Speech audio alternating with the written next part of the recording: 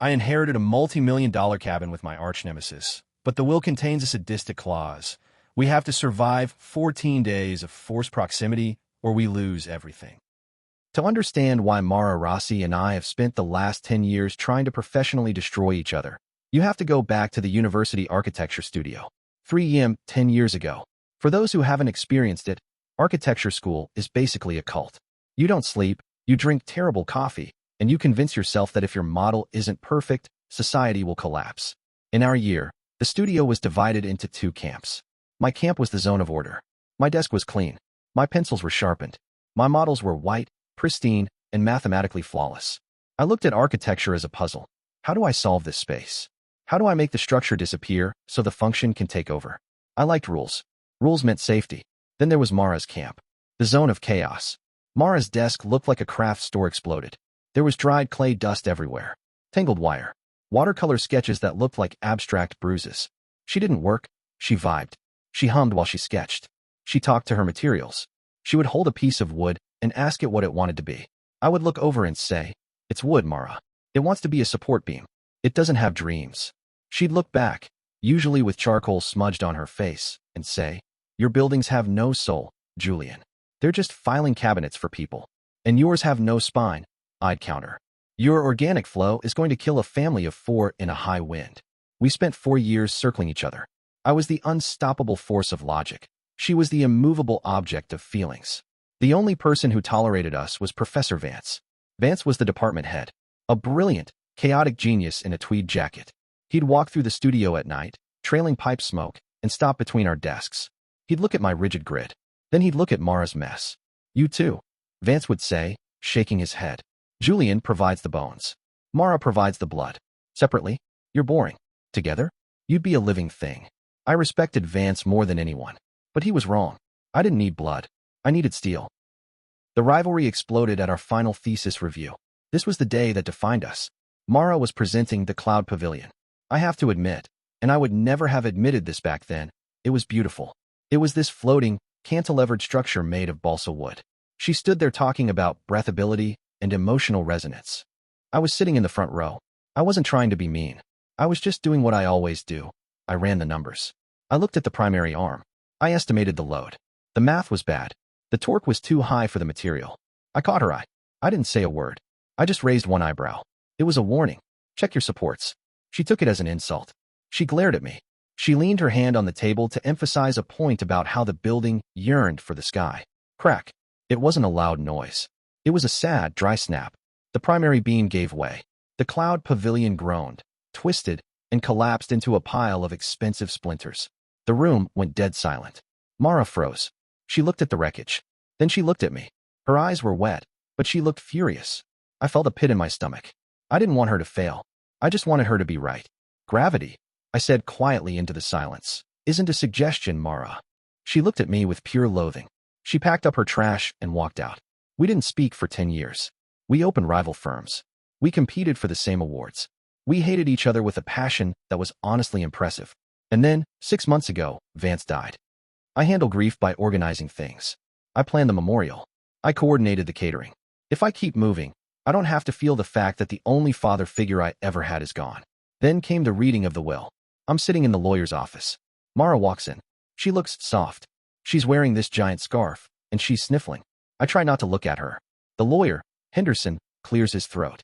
To my 2 most promising students, Henderson reads, "I leave my cabin in the Smokies." I paused. Vance's cabin, a mid-century masterpiece. Cedar timber, glass walls, cantilevered over a creek. It was my favorite building in the world. However, Henderson continued, "Ownership is conditional." He slid a paper across the table. I read the terms. My blood ran cold. The clause, "Julian Sterling and Mara Rossi must cohabitate in the property for 14 consecutive days. No leaving. No internet. No visitors. If one leaves early, the other gets the house. If both stay, we co-own it." Vance. Even from the grave, the old man was trying to force us together. I looked at Mara. She was wiping her eyes. I did the math. Living with Mara for 2 weeks would be hell.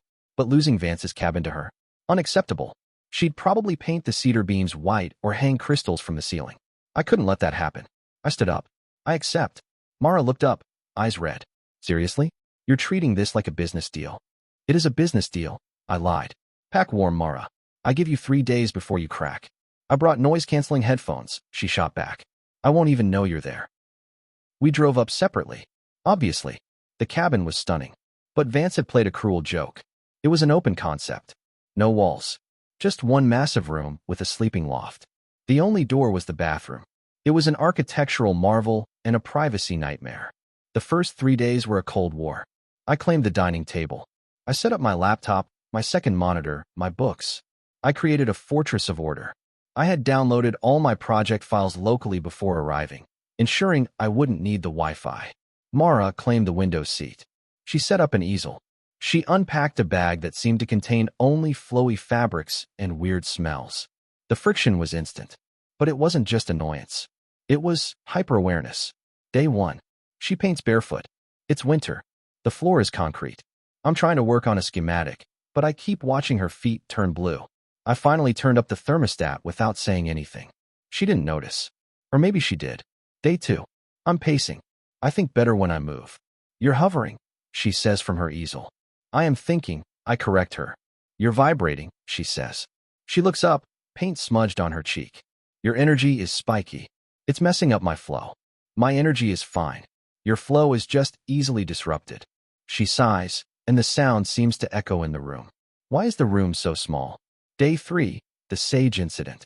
I smell smoke. I look up. She's waving a bundle of burning leaves around. Are we on fire? I ask. I'm cleansing the space, she says. There's 10 years of resentment in here. It smells like a locker room on fire. I snap. It's sage, Julian. Breathe deeper. She walks past me. She smells like smoke and vanilla. It's a terrible combination. I hate it. I want to lean into it. We were at a stalemate. I was miserable. She was annoying. But I wasn't leaving. By day 4, I was hitting a wall. I'm terrible at feeding myself. When I work, I forget to eat.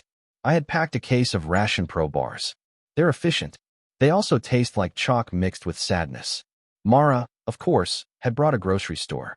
She spent the afternoon cooking. Rosemary, red wine, garlic. The smell hit me like a physical blow. I'm sitting there, chewing on my chalk bar, and my stomach just betrays me. It growls. Loudly. Mara didn't look up. She just walked over and slid a bowl of beef stew onto my desk. I have food, I said, pointing to my bar. You have hamster pellets, she said. She leaned in. She was close. Eat the stew, Julian. You look gray. I wanted to argue, but the smell was intoxicating. I took one bite. And God, it wasn't just food. It was warmth. It was care. I hadn't realized how cold I was until that moment. I ate the whole thing.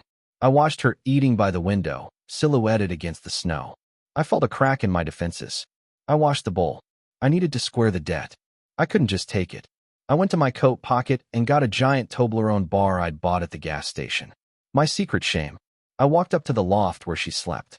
I placed the chocolate on her pillow. Rent, I called out awkwardly. I saw her reflection in the glass window. She smiled. A real smile. It made my chest tight. Day 7. The turning point.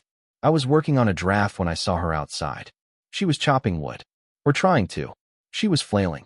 She was holding the axe wrong. She was going to hurt herself. I watched for a minute, telling myself not to interfere. Let her learn.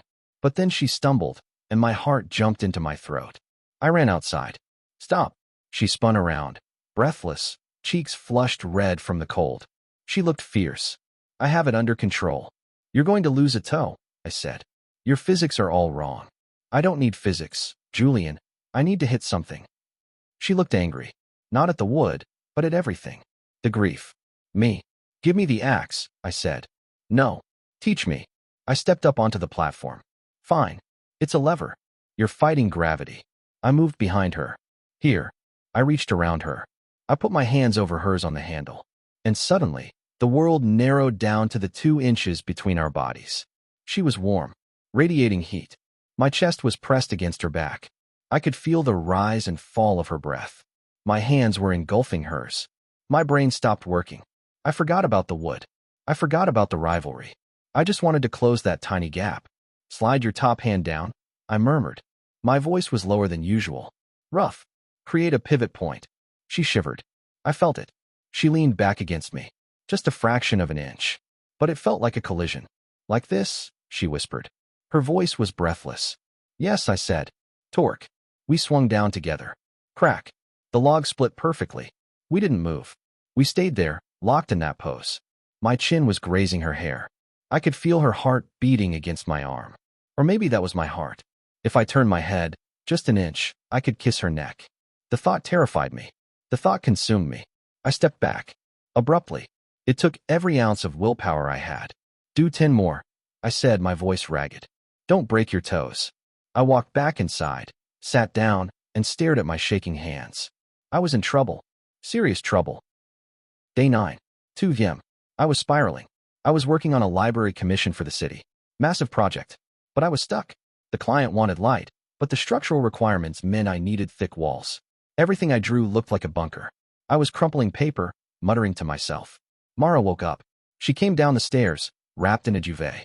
She looked at my trash sketches. It looks like a tomb, Julian, she said softly. I know, I admitted. I was too tired to fight. I can't make the math work. The load is too heavy. She picked up a charcoal pencil. Can I? I nodded. She leaned over my desk. She was so close. She smelled like sleep and that damn vanilla. She drew a curved line right through my rigid box. Cut the atrium here, she said. Let the light in. If you don't give it light, nobody will want to go inside. I looked at the drawing. She had fixed it. She had seen the soul where I only saw the skeleton. I looked up at her. Her face was inches from mine. In the dim light of the desk lamp, her eyes were dark. You're brilliant, I whispered. The words slipped out before I could check them. She froze. You think I'm a mess? You are a mess, I said, leaning in. But you're brilliant. The air between us was heavy, charged. We were on the precipice.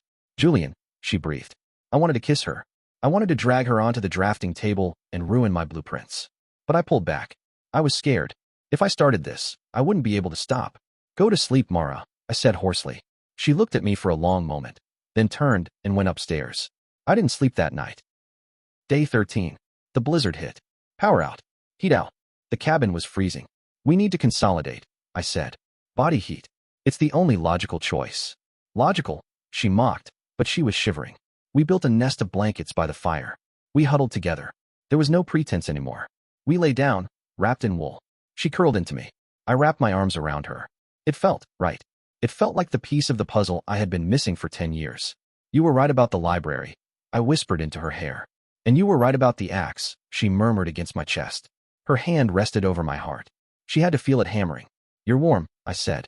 You're the only warm thing in this world. She lifted her head. We stared at each other in the firelight. What happens tomorrow, Julian? She asked. When the 14 days are up. I don't know, I lied. I knew exactly what I was supposed to do. I was supposed to win. But holding her there, listening to the wind howl, winning felt like losing. We fell asleep like that, tangled together. Day 14. The final day. The sun came out. The snow was melting. The roads were clear. I woke up. Mara was already up, packing her bag. The air in the cabin was thick with unspoken words.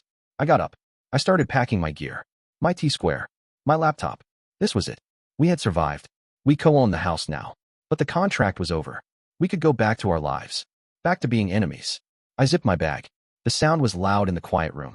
So, Mara said, standing by the door. She looked small. I guess that's it. We survived. Co-owners. Mission accomplished, I said. My voice sounded mechanical, even to me. I'll see you around, spreadsheet, she said. She reached for the doorknob. Panic. Pure, cold panic hit me. It wasn't logical. It wasn't a calculation. It was the sudden realization that my life without her in it was going to be unbearable. Wait, I said. She stopped. She didn't turn around. You can't go, I said. She turned. Excuse me? The contract is up. I can go wherever I want. No. I walked toward her. I mean, the cabin. It doesn't work without you. We co-own it, Julian. I'll take the odd months. I'm not talking about the months. I shouted. God, you are so frustrating. Then what are you talking about? I stopped in front of her. My hands were shaking.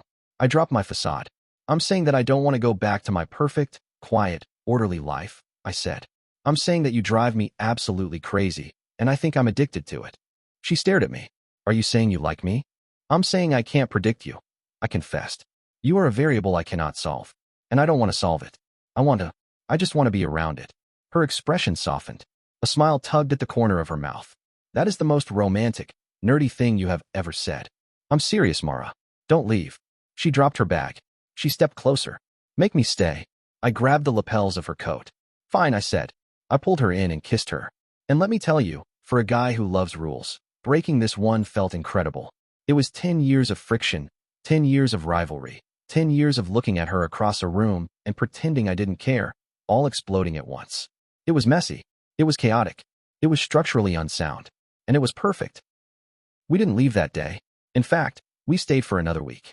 Henderson, the lawyer, was very confused. That was 6 months ago. We didn't sell the cabin. We kept it. We go up there once a month. And we don't just share the cabin. We merge the firms. Sterling and Rossi. We argue every single day. She plays her whispering fairy music. I insist on proper ventilation. She puts plants on my drafting table. I organize her paintbrushes. But we build things together. I build the bones. She gives them a heartbeat. And let me tell you, what we build is magnificent.